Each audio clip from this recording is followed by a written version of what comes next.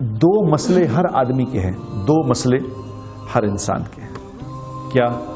ہر انسان مسلمان غیر مسلم دو باتیں چاہتا ہے۔ کیا چاہتا ہے؟ ایک یہ چاہتا ہے کہ مجھے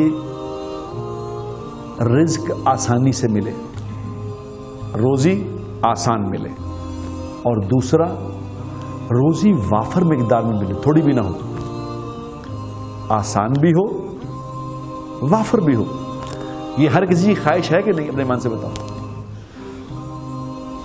ہر کوئی چاہتا ہے، اور اللہ کے نبی نے اس کا فارمولہ بتایا ہے، وہ نہیں مان رہے۔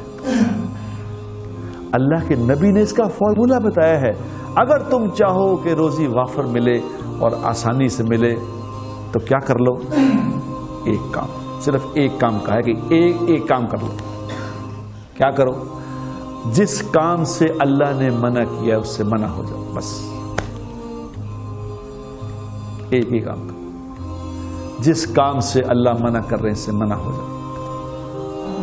اللہ کی نافرمانی چھوڑ دو، جس کام سے منع کیا گیا ہے اس سے منع ہو جاؤ، تو دیکھو ہوگا کیا؟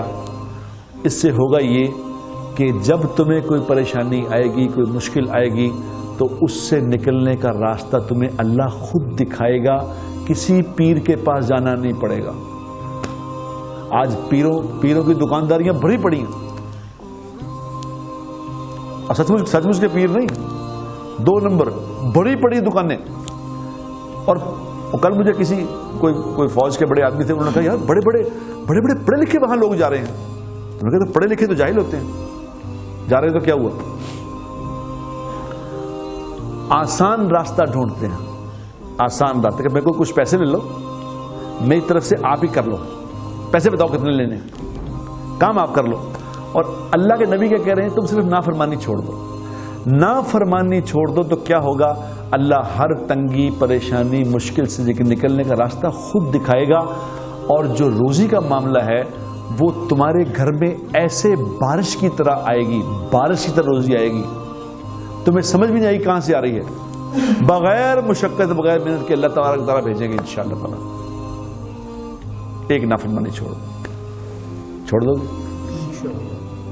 اللہ مجھے بھی چھڑوا دے، آپ کو بھی چھڑوا دے۔ اگر چھوڑ دیں گے تو انشاءاللہ یہ جہان بھی بن جائے گا، اگلا بھی بن جائے گا۔ آخر دعوانا ان الحمدللہ۔